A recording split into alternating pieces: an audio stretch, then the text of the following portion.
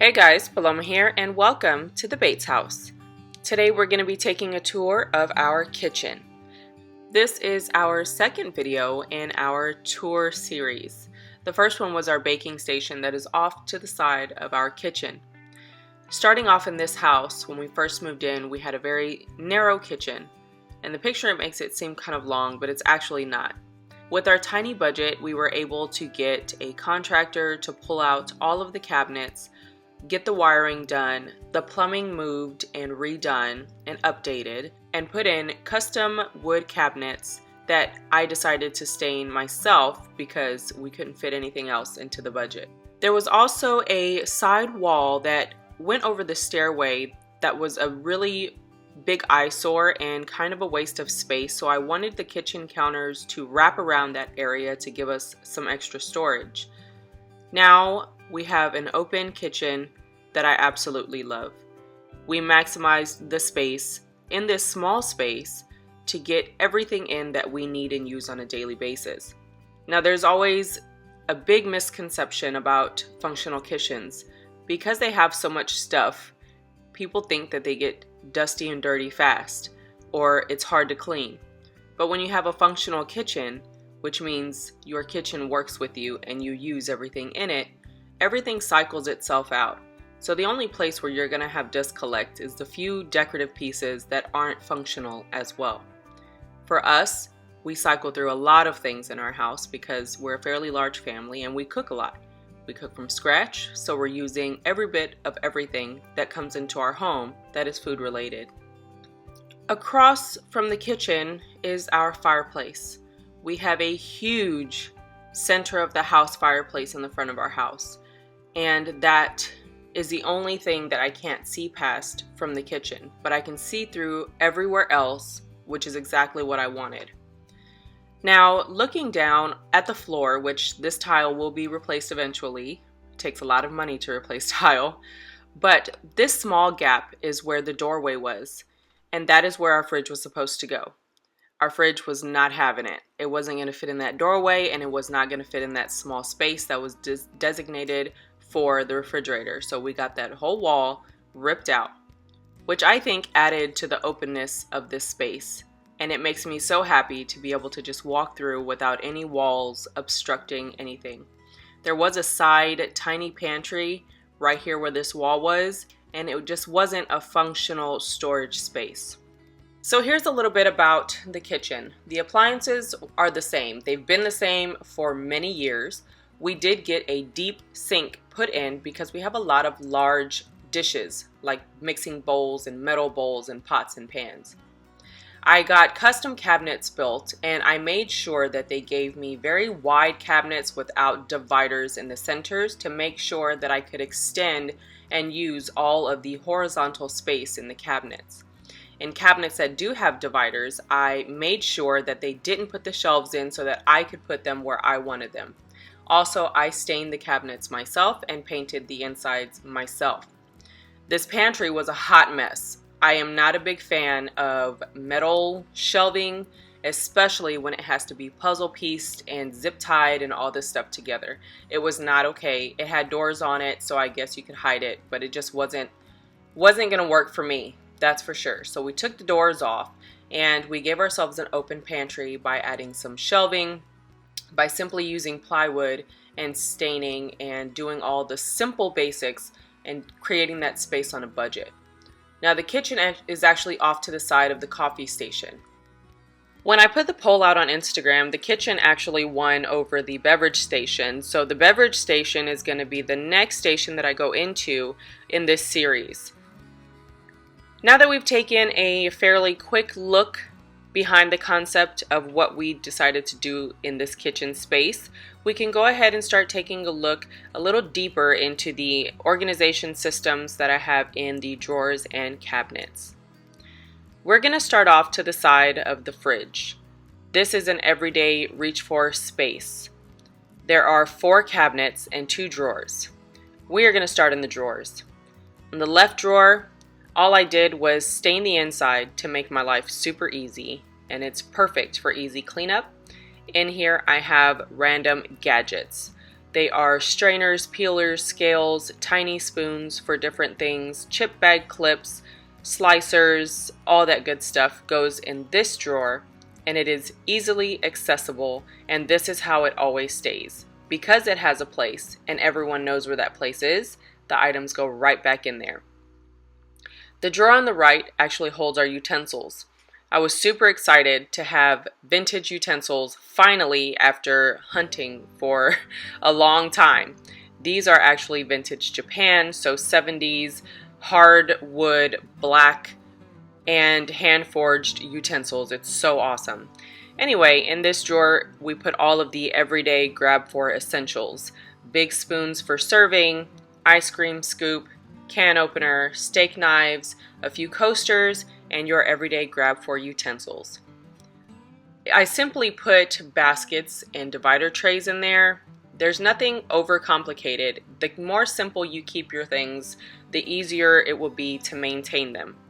The kids do the dishes, we don't, so this is pretty much their way of putting the things away.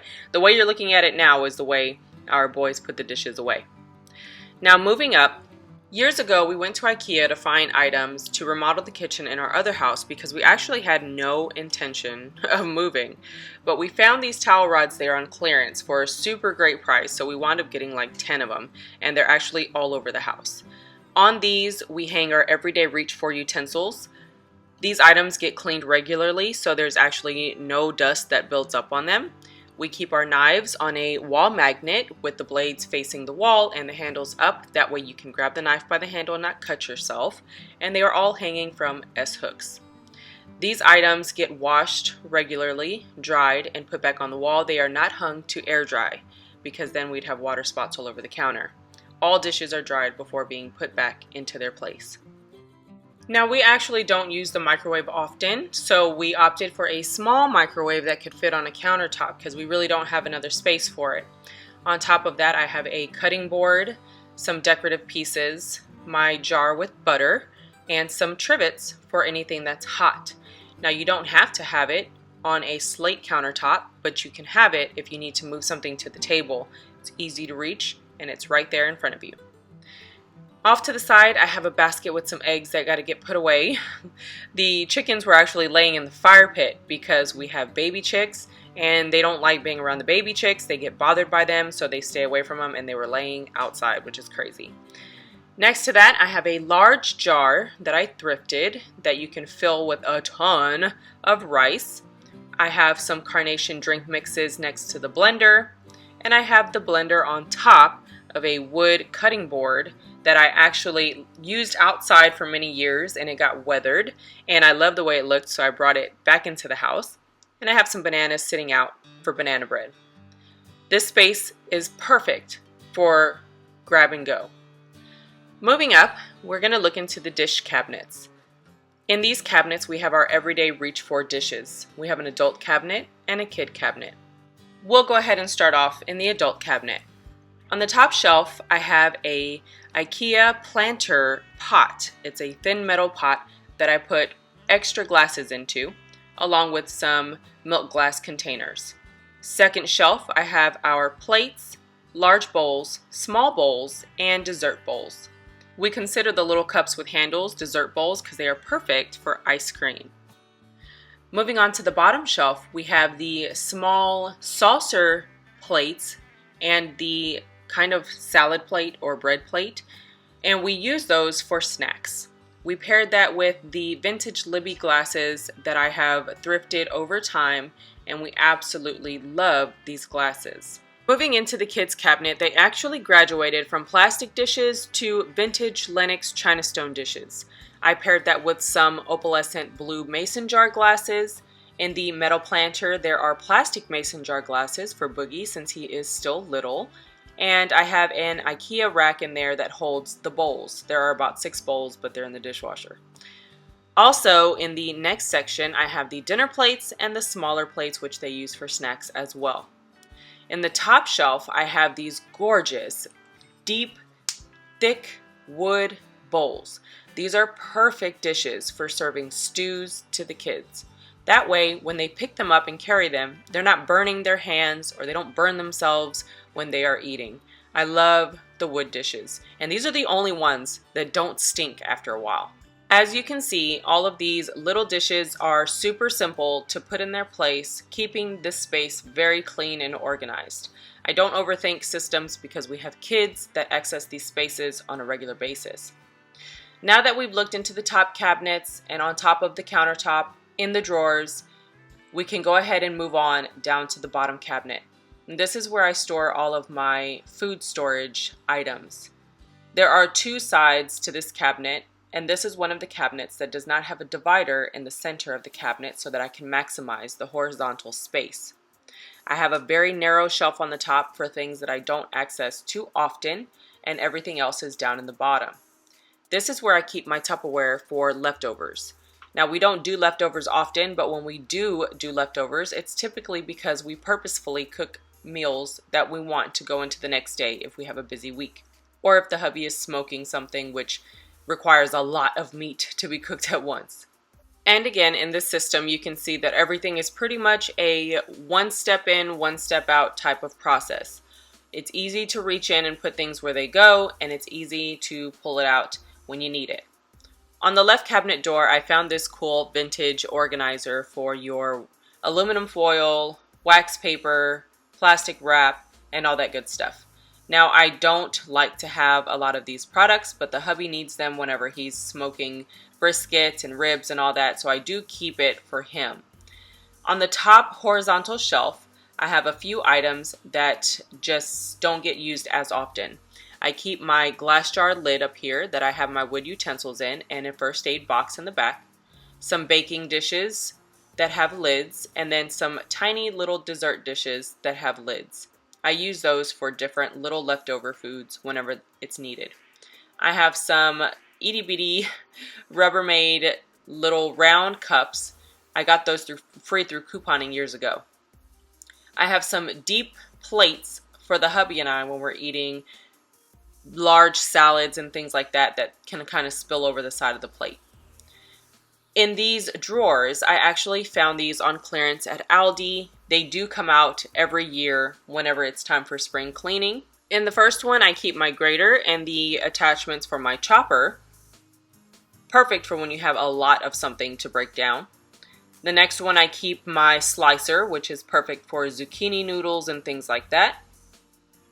And the next one is actually for our on-the-go hot chocolate. Now, we do huge bonfires in the winter, and it's awesome to have the boys out there roasting marshmallows and drinking hot chocolate, so we have those for that year-round. Now, in our refrigerator, we have live-in containers, so when it comes to our leftovers, our containers cannot be too big. Plus, we are very intentional when it comes to leftovers, so I have small leftover containers. I found these glass containers with these smoky black lids at King Dollar some time ago, and I picked up 4 of each size. They come in handy for all the things. We love to have them because you can see what's in them and you can stack them up nicely in the refrigerator. And since we have live-in containers, we don't have a lot of space for big containers. Now, when I cook, I don't always use pot lids, so I keep them in this cabinet because they are accessed a little bit less than the actual pots. They are in a rack and they are stacked from smallest to largest. Off to the side, I have clear Tupperware brand containers, and they are the only containers that I use for large leftover items and portions of things that are going to be eaten as a full meal. That is a look into this cabinet. Now, off to the side of this area, we have our refrigerator. On the side of that, I have some adhesive tiles that I found at Dollar Tree, and I have my black tray on there with a magnet. I use that tray for serving hot tea. On top of the fridge, I just have a basket with some greens in it, a gorgeous kettle, and the refrigerator actually got some damage when we were moving because the exterior of the house had a very narrow stairway that cut into a right angle, and we couldn't get the fridge up. Anyway, there was a lot of obstacles moving into this house. Now, looking into the far left side of our kitchen, we have this very tiny narrow drawer, and this used to be a junk drawer when we first moved in. Now all it houses is a tissue basket where we keep tissue for Boogie, some chalk pens that I use on the chalkboard whenever I change them up for the different seasons, some dry chalk, toothpicks, and chapstick, and Visine, because since we come in from outside, from the stairway behind this wall, it's the first place we reach for random things. In the narrow cabinet underneath, it has our larger Yetis and jugs for when we are working outside and we need something that holds a lot more liquid. I just keep a rack in there to kind of give it a little height and divide it so we can add different size bottles, but aside from that, that is all that goes into this cabinet. Next is the sink area, which of course has dishes in it because it's real life, and the cabinet under the sink. Of course, the plumbing is in there, so it's only going to be so nice. I found this expandable rack at Aldi as well, and I just keep everyday reach for items and refill items when it comes to cleaning the kitchen. We keep bug spray, Lysol wipes, and sanitizer spray. In this rack, we keep dish soap, scrubbers, dusters, and on the top, we keep wax melts, mini candles, scrubbers, and sink plugs. Nothing beautiful about any of this. It's just functional stuff. I do like to keep things corralled in jars without lids. That way you don't have to unscrew or take anything off, and it holds quite a bit of stuff. It just keeps them organized so when you need it, you know where it's at, instead of mixing it up with anything that you use personally or for the dogs. I keep a big jar of detergent pods, which I actually got from King Dollar, which is awesome, and some spray cleaners. I get my spray cleaners either from King Dollar or Grove Collaborative. On this little rack, I keep the lids for the jars that are underneath there in case I decide to change them out, and extra scrubbers. A lot of the scrubbers I get from Grove Collaborative and Daiso. And that's pretty much a look under the kitchen sink. Nothing fancy. Off to the side, I did get a new stovetop. I forgot about that. I did get a new stovetop because one of my boys actually broke the other one when we first moved in. Now off to the side of the stove, I have a drawer, again stained with the ebony stain, and I use it for my metal bowls.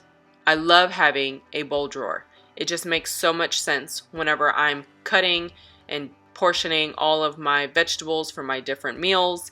That way I can have them all separate and mix them or use them as I need them. In here I also keep strainers, so I just grab and go when I need to wash my vegetables or anything like that.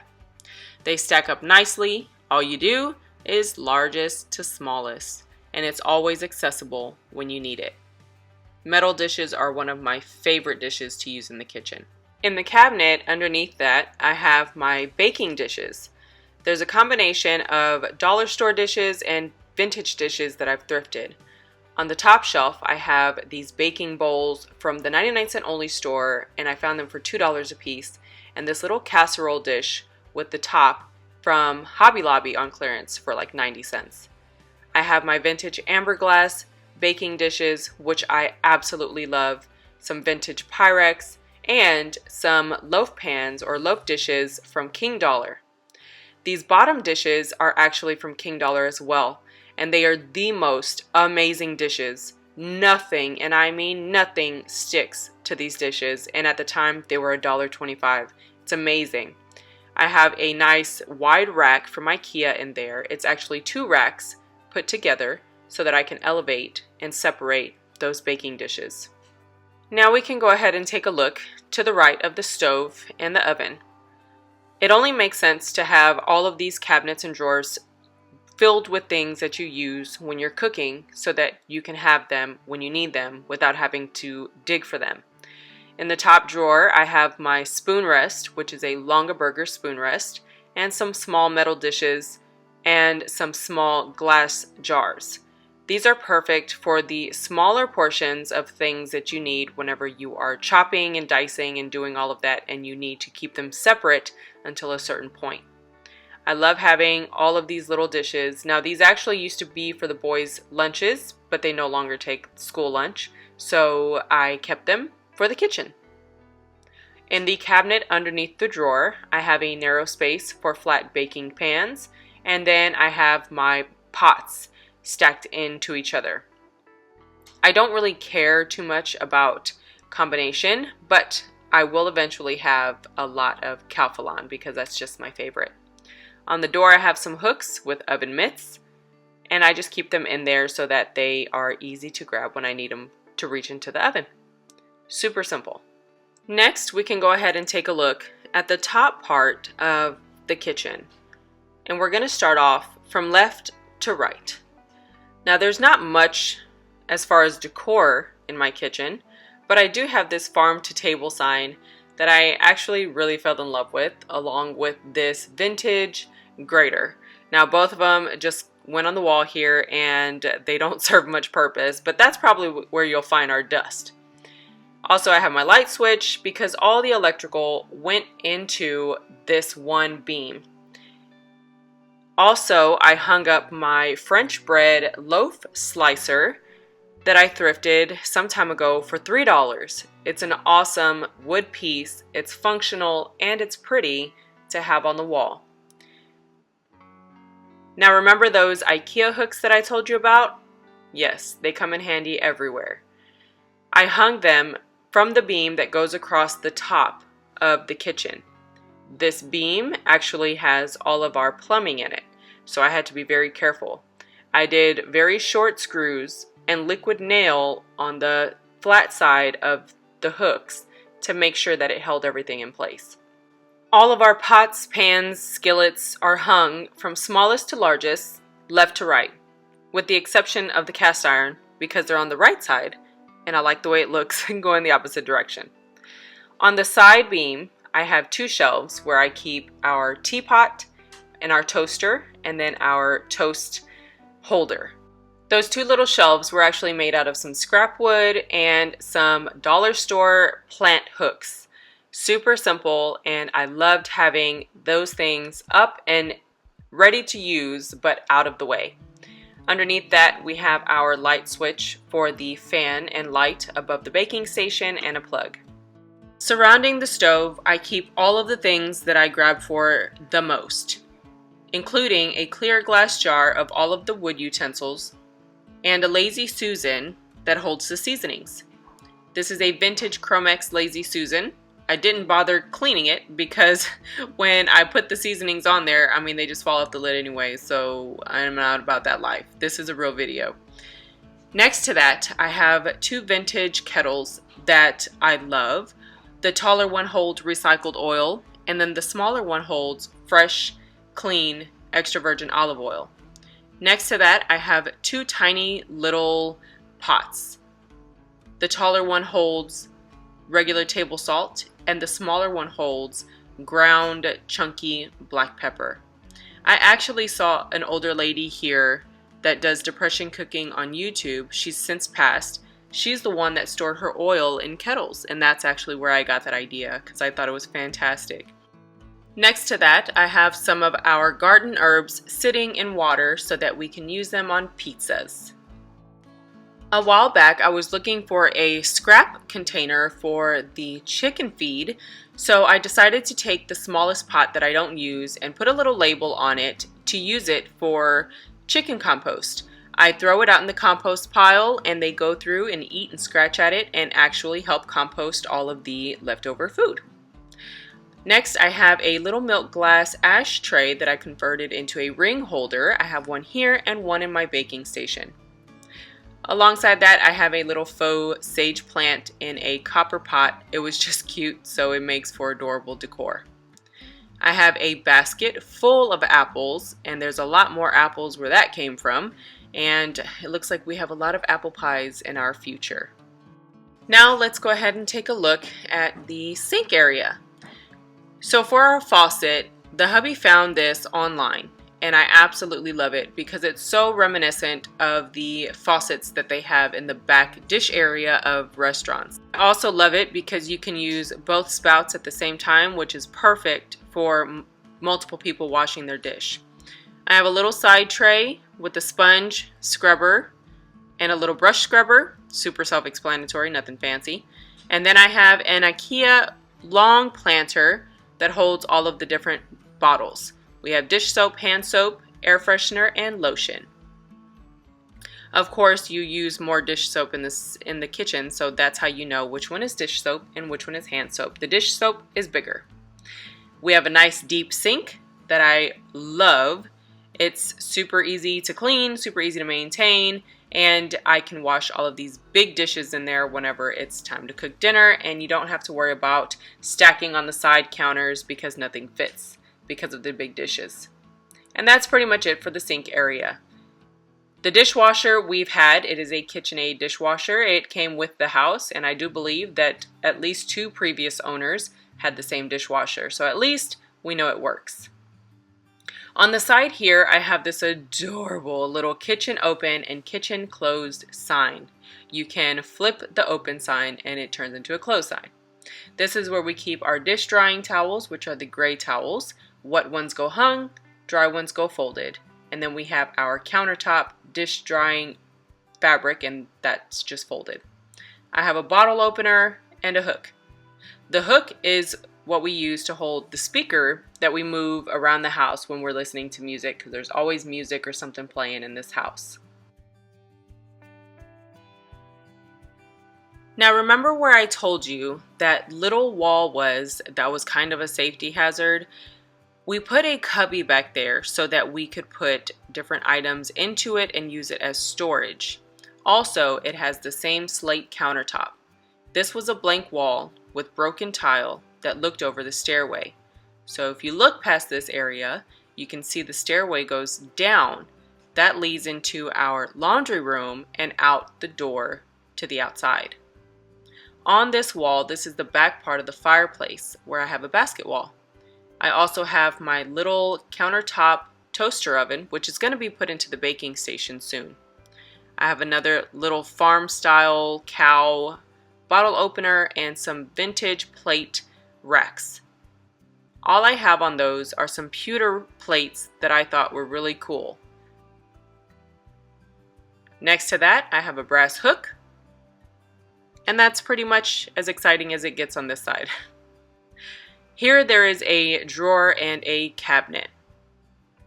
The top drawer is probably the only junky drawer that we have in our house, but everything that's in it is actually going to be moved to the hubby's outdoor kitchen area once we get it built. We are going to build it. In here we have all of his grill tools, pretty much.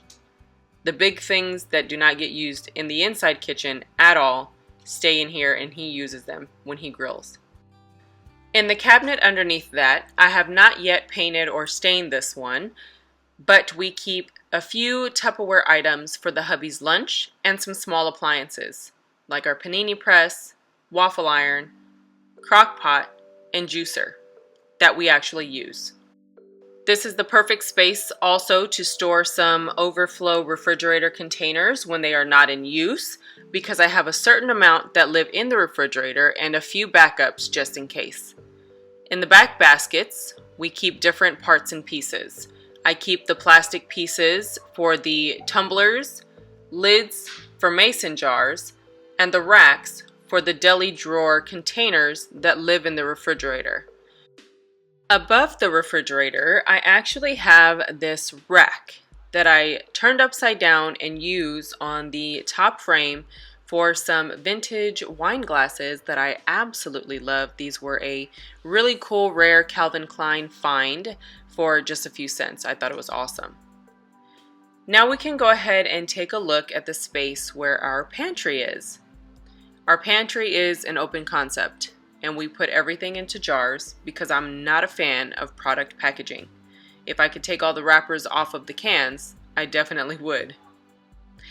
I have 2 hooks on the side of our pantry. One is with the letter B, and that is our hand towel. This towel stays here, it never comes off, and it's only used for drying your hands. Of course, we cycle it out with a clean towel, but you don't take it around the kitchen. Then I have another hook with my apron. Hand towels in our kitchen are typically black and white, and the pink apron was from the Grove Collaborative. The sign above our pantry is made out of scrap pieces. I took a wood frame from a window and burnt it and stained it, and then I put back paneling on there and made the sign myself.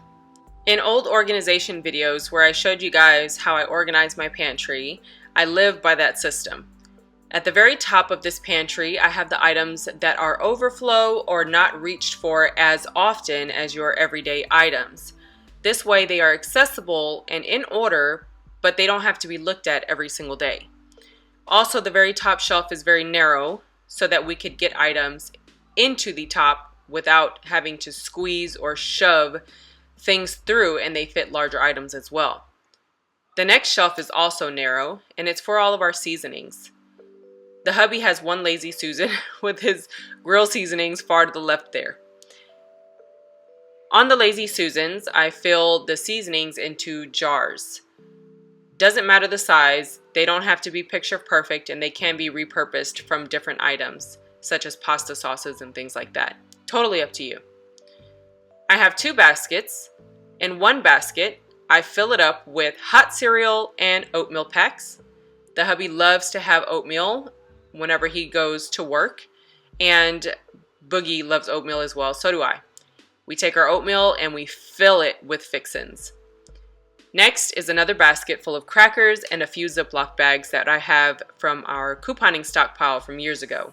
I don't buy plastic baggies anymore, so the hubby hangs on to whatever's left and he uses them when he needs them. We have 2 cereal containers. The boys, funny enough, are not into very sweet cereal, which means I have to stop adding them to the stockpile. The rest of the jars are a combination of things that we use in our homemade yogurt every single day. I like to combine granola with a fiber cereal to add to the yogurt, along with walnuts. There's malto meal, trail mixes, fruit mixes, chia seeds, raisins, almonds, peanuts, regular peanuts and honey roasted peanuts, oats, cinnamon, and pecans. All of these things get tossed into big bowls of delicious homemade yogurt every single day. For me, twice a day. On the next shelf, I have a big vintage Lazy Susan where I keep things such as honey, agave honey, more peanuts, popcorn, candy, hard candy, powdered sugar, and syrup. These are just some sweet items that we keep on hand for whoever wants them. The next shelf, or the next part of the shelf, has different food items such as dried beans, dried peas, masas, mixes, brown rice, quinoa, fennel, flax seeds, brown rice, black rice, and so on. Next to that, I have my small loose pasta jars. I have some what we call sopita pasta, and then I have my spaghetti containers. We did do a combination of very thick plywood for the shelving and then the thinner plywood. We regret doing the thinner. We're going to go back and do thick plywood on all the shelves. In the next shelf, I have all of my wet foods in crates. These crates were actually from a restaurant. They get their produce in them and then they toss them. I asked them one day if I could go in and get them, or they put them at the back of the restaurant. So I asked them if I could go and get them, and they said yes, whenever they're out there, we can take them. So I've done that ever since. I have all of my sauces and vinaigrettes in one, pasta sauces in another, and sweet things in the last one, such as applesauce, sweetened condensed milk, icing, and things like that. I have a vintage can for my crackers. These are actual saltine crackers in the can. I believe this is a 1970s can, which I thought was pretty cool. And in the crock, I used that for peanut butter. I really got tired of having the peanut butter bottle, like lid not all the way on, or sticky and dirty and all that, so I put it into a crock. I love it. It works great. Plus, it looks more cute and vintage.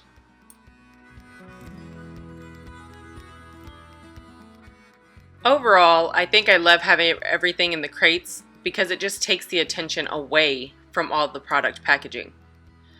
Next, This was one system that I stuck with. I had this in my pantry at my old house, and it's basically $1 dish racks.